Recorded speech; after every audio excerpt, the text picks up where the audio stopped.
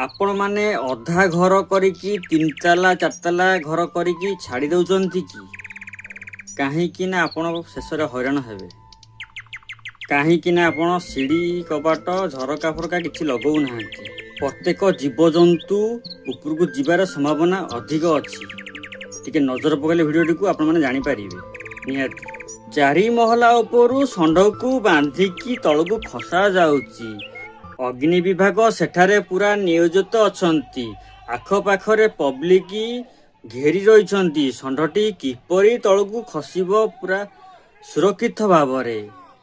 देखंतु आज्ञा षंढ भाबुथुबो जे काई मु उपरु गली दौड़े बंधा हैकी तळकू खसुची। निरीह प्राणी मानकर किए बा भूल सबू भूल तो आम मनीष मानकर। आमे माने जदी ठीक टाइम रे बाटरे जदी ब्लॉक कर रखी थांते आ षंढ कोन जेकोनसी जीवजंतु चढ़ी पारि थांता कि उपरकू।